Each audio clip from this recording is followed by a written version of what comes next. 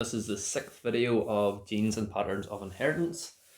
We've just looked at Gregor Mendel's second law, and we're now moving on to look at sex determination and sex-linked inheritance, or sex linkage. So just to note here, humans have 23 pairs of chromosomes, which we should all know.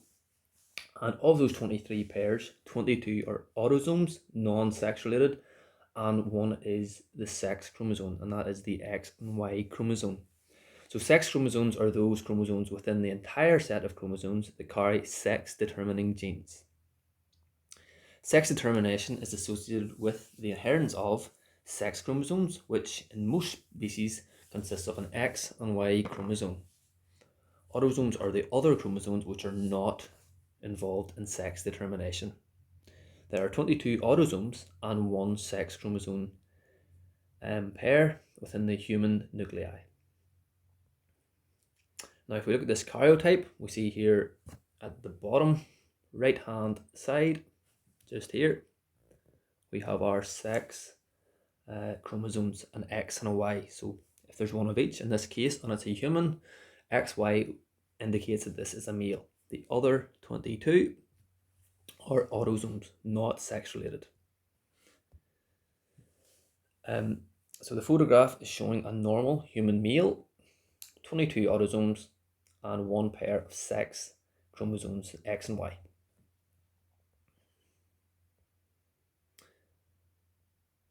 So this one is slightly different now. We have X rather than XY, again 22 autosomes, and it's a normal female human.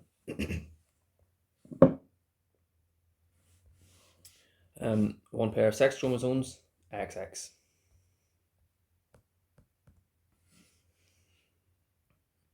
Now, although in humans XX is female and XY is male, this is not always the case.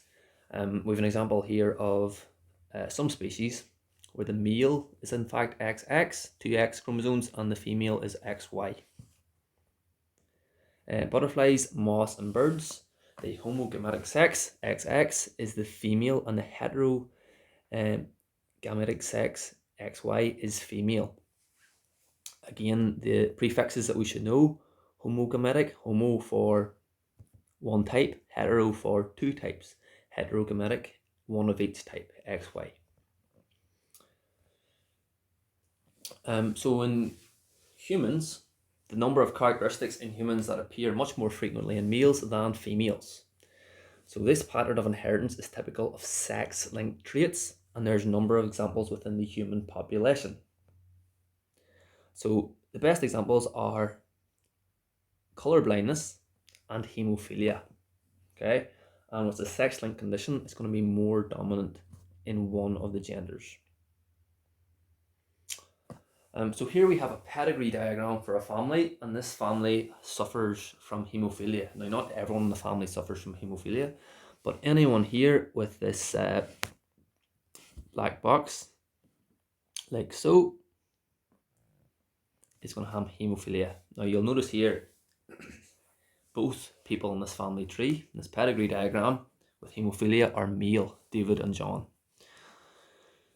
So, because this is found on the X chromosome, and it is a recessive condition, you need to have both versions of it to suffer from hemophilia if you're a female.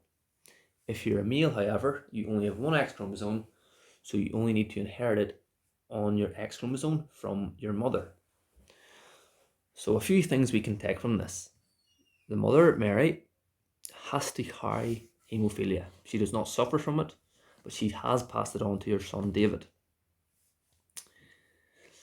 Likewise, she has passed it on to her daughter Catherine, but she is not suffering from it. Her father did not suffer from hemophilia, so she cannot suffer from hemophilia. She inherited a dominant allele from her father, and therefore, because she has the dominant gene on one of her X chromosomes, she does not suffer. Her other X chromosome, however, must have the recessive hemophilic allele, as her son John has inherited it from her. Okay, hemophilia, it's important to note, is a condition where blood will not clot normally. It is sex-linked and found on the X chromosome. Okay, so we need to determine the possible genotypes based on what we've just said and what we have seen from this diagram. Now, for sex-linked conditions, we use the letter X and Y to show represent the chromosomes. Capital H represents the dominant non-hemophilic gene, and small h for the recessive mutant allele, which means the person will suffer from hemophilia.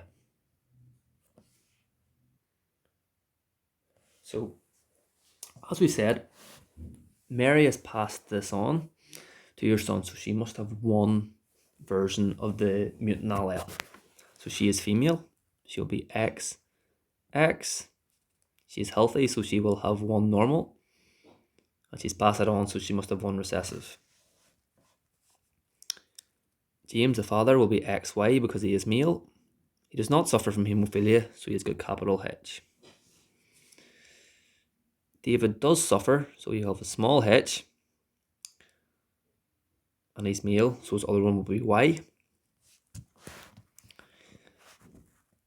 Catherine is female, so she will have two X again. She has a son who suffers, so she must have one version of the mutant allele. Again, Patrick, the father in this case, does not suffer, so he will have the normal gene and a Y. John, like David, suffers, so he will have the same genotype. Not X. XXY. And we cannot actually tell. Anne may have inherited the first or the healthy H from her mother or the unhealthy mutant version. So it is possible that she's definitely inherited capital H from her father. She could have inherited the mutant gene for hemophilia, or maybe not. We don't know. So it want to be one or the other. Now Thomas, we do know. Thomas is going to have an X and a Y, and because he does not suffer from hemophilia, he has inherited the capital H, the dominant gene, from his mother.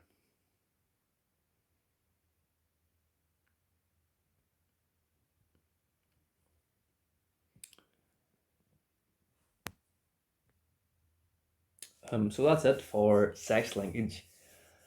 Sex-linked characteristics tend to be more common in males, and it's also important to note here that they are never passed from a father to a son.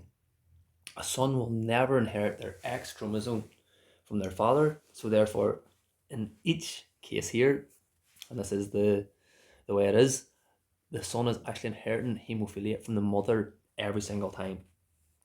So that's it for sex linkage. We have one more lesson in the series for this topic.